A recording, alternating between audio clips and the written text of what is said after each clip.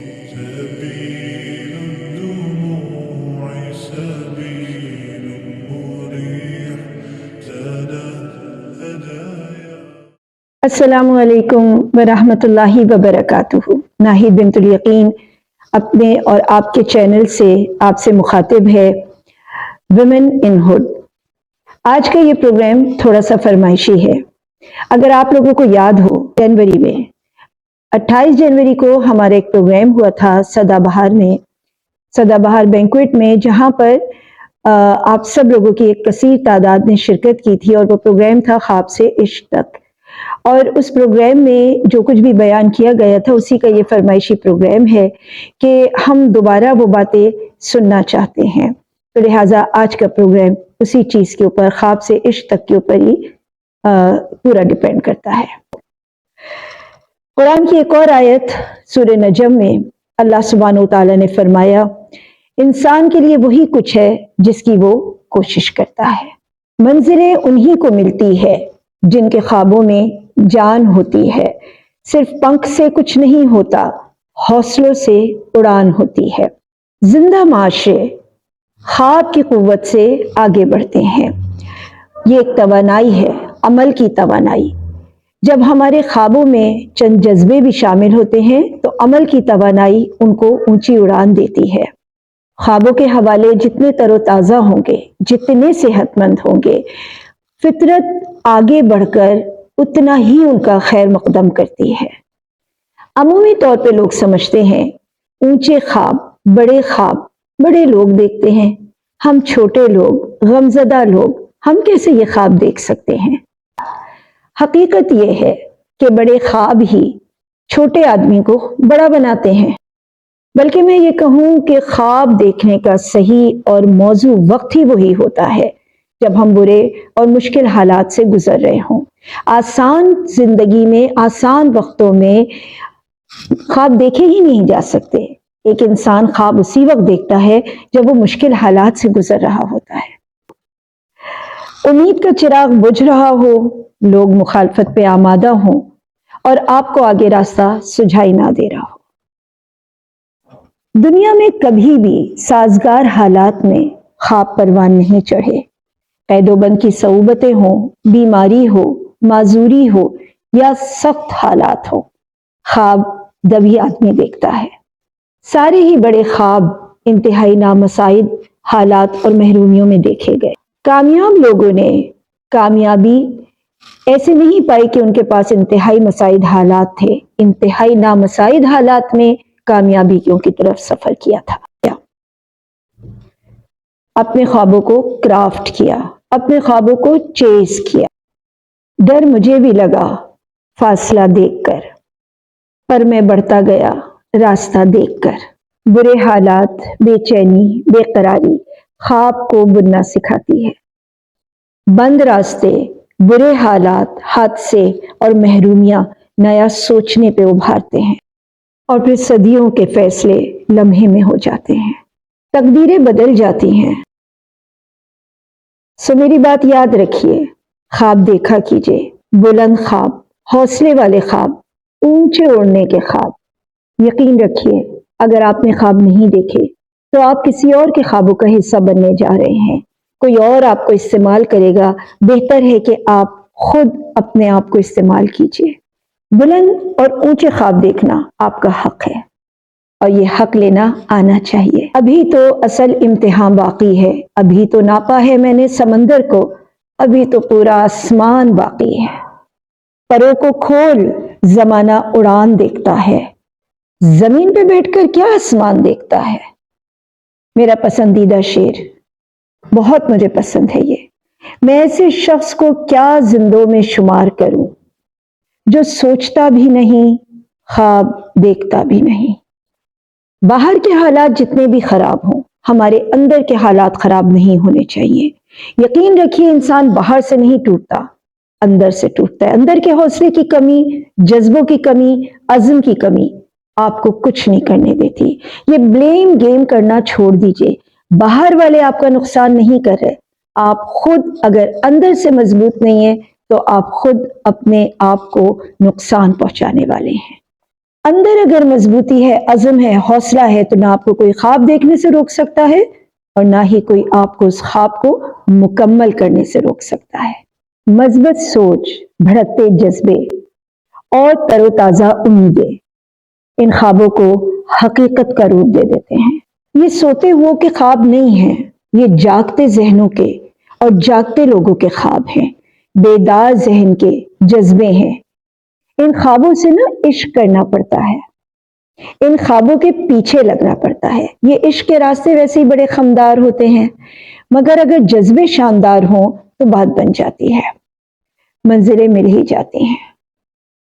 اے جذبہ دل گر میں چاہوں ہر چیز مقابل آ جائے، منزل کے لیے 2 گام چلوں اور سامنے منزل آ جائے۔ یہ 2 گام چلنا کیا ہوتا ہے اور کیسے چلا جاتا ہے؟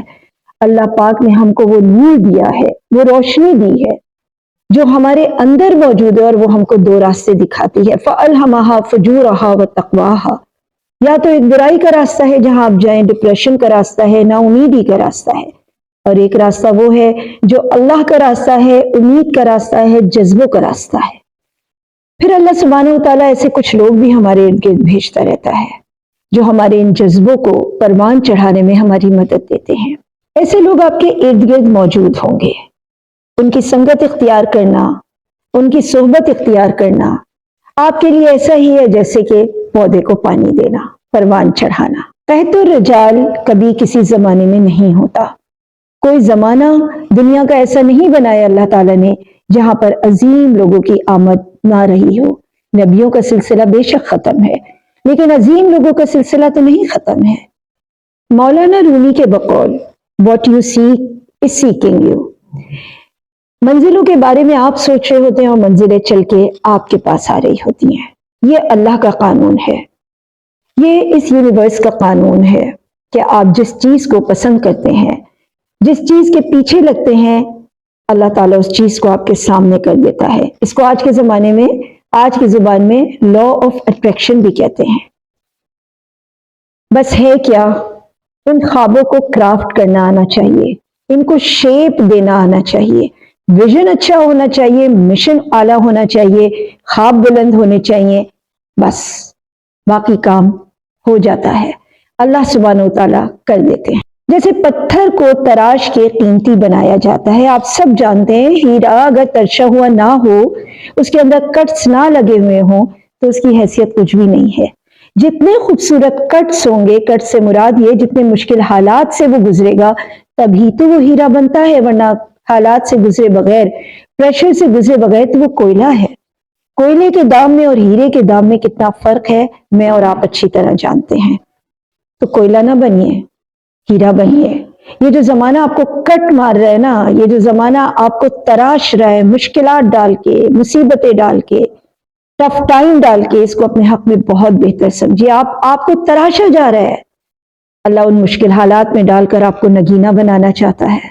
آپ نے کبھی دیکھا ہوگا پانی جو بہہ رہا ہوتا ہے، اگر اس پانی کو نہ سمیٹا جائے تو وہ دلدل بن جاتا ہے۔ ہمیں اپنی زندگیوں کے دلدل سے بچنا ہے۔ آئیے اس بات کی طرف کہ ان خوابوں کو ہم کیسے کرافٹ کریں۔ کرافٹ کرنے کا مطلب ہے ان کو ہم کیسے تراشیں۔ یہ سب کام ہمارا تھاٹس کرتی ہے۔ اچھی سوچ اگر ہم بنا پائیں تو یہی سوچ کامیابی کی منزل کی طرف لے کر جاتی ہے۔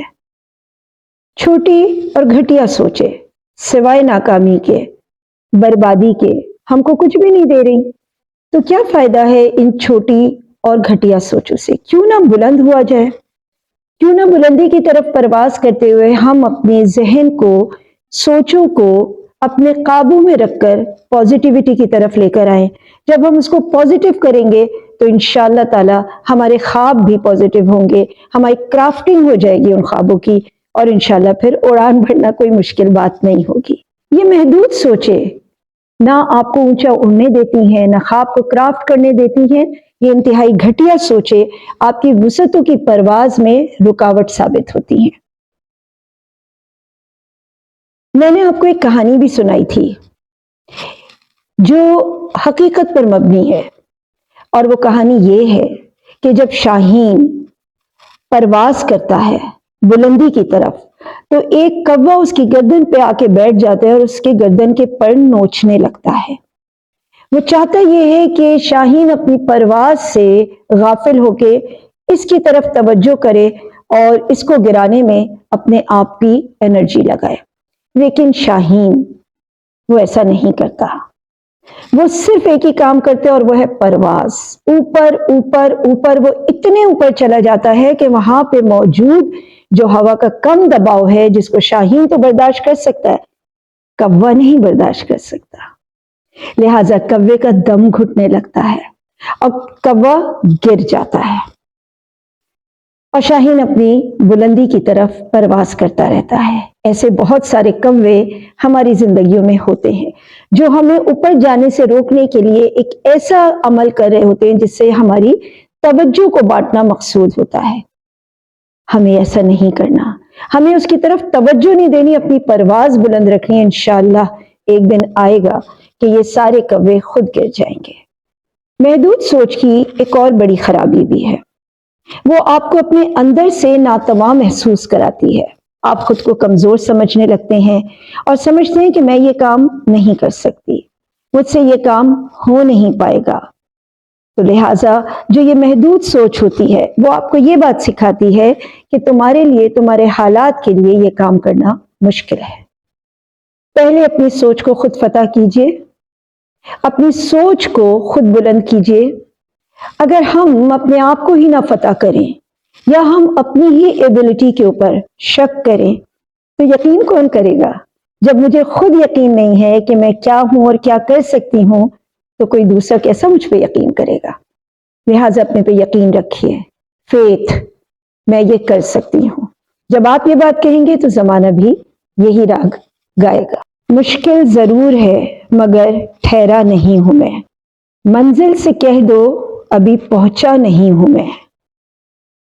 امام شافعی رحمۃ اللہ علیہ فرماتے ہیں کہ انسان کی دو پیدائش ہے۔ بڑا مشہور قول ہے ان کا، اور میں اکثر و بیشتر اپنے پروگرامز میں یہ بات بتاتی ہوں۔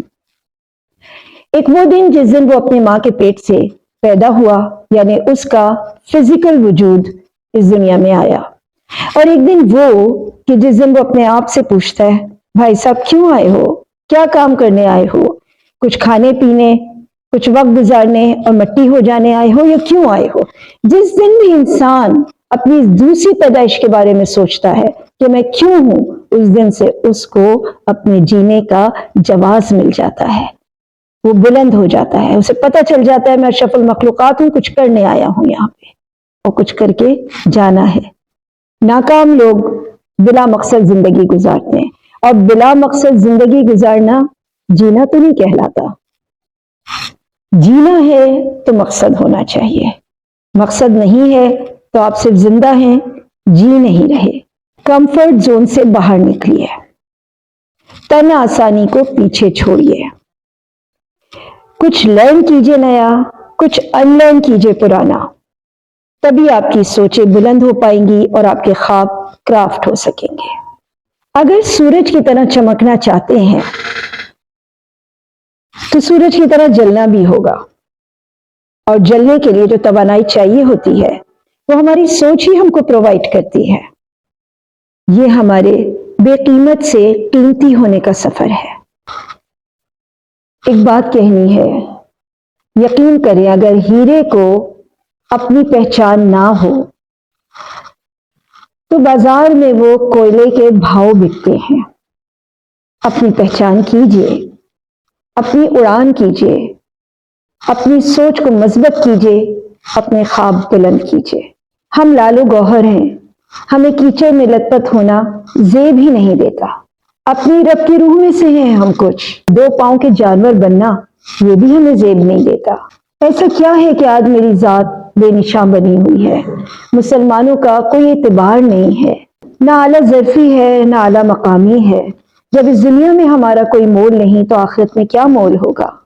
آج کے مصروف دور میں دوسروں سے ملاقات کے لیے تو ہمارے پاس ٹائم نہیں ہے، مگر کیا خود سے ملاقات کے لیے ہمارے پاس ٹائم ہے؟ ملنا چاہتے ہیں کبھی آپ اپنے آپ سے؟ اسی لیے میں نے وہ شعر پڑھا تھا، میں ایسے شخص کو کیسے زندوں میں شمار کروں جو سوچتا بھی نہیں، یعنی اپنے متعلق، اور خواب دیکھتا بھی نہیں۔ अच्छी नसीहतें सिर्फ सुनकर आगे ना बढ़िए कि सूंघा और रख दिया अच्छी नसीहतों को। अपनी जात को अशरफुल मखलूक के लक़ब से अलहदा ना कीजिए। हर अमल से पहले सोचिए ज़ेब देता है आपको। आगे अल्लाह सुब्हानहू तआला हमारा हाथ पकड़ेगा, हमें मंजिलों तक पहुंचाएगा, और ये मंजिल मिले ना मिले ये तो मुकद्दर की बात है। गलत बात, हम कोशिश भी ना करें ये तो गलत बात है। ऐसा ना हो कि बकौल वासिफ अली वासिफ दिल की आंख उस वक्त खुले जब यहां पे लगी ये दो आंखें बंद हो जाएं। जब इन दो आंखों से हम देखना खत्म कर देंगे अपने मौत के वक्त, जब दिल की आंख खुली, बसीरत खुली, तो क्या खुली? अमल की मोहलत खत्म है। फिर आखिरी लम्हात में याद आए जो बिता आए थे ना, वो जिंदगी थी जिसको जीना था, मगर हम सिर्फ बिता के आए हैं। पैदाइश की खुशियों से जनाजे तक के आंसू, ये एक खास सफर होता है जिसमें कुछ हारते हैं और कुछ जी जाते हैं, जिंदा रह जाते हैं सदियों तलक। आप तब्दीली के ख्वाहिशमंद हैं तो तब्दीली आ जाएगी, हमने ना भी देखी तो आ जाएगी। हम अगर अपनी उम्मत के लिए, अपने लोगों के लिए काम करते हैं और वो फलदार ना भी बना हमारे जमाने में, हमारे जीते तक, तो हमें नजर तो आ रहा है कि अब बस दरख्त फल देने वाला है, तो इंशाअल्लाह ताला वो फल देगा। और जब वो फल देगा तो जरूरी नहीं है कि खाने वाले हम हों, हमारी औलादें, हमारी नस्लें वो हो सकती हैं। चमन में आएगी फसले बहारा, हम न होंगे। चिरागे जिंदगी होगा फरोजा, हम न होंगे। हम ना भी हो मगर हमारा नामा अमाल जारी रहेगा।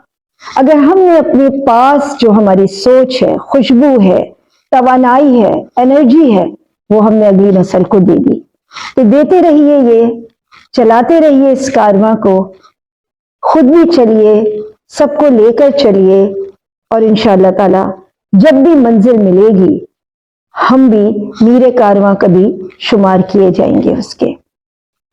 खुश रहिए, आबाद रहिए, जुड़े रहिए एक दूसरे के साथ, खुलूस के साथ एक दूसरे को देखते रहिए, एक दूसरे के साथ बढ़िए आगे। अस्सलामु अलैकुम वरहमतुल्लाहि वबरकातुहू।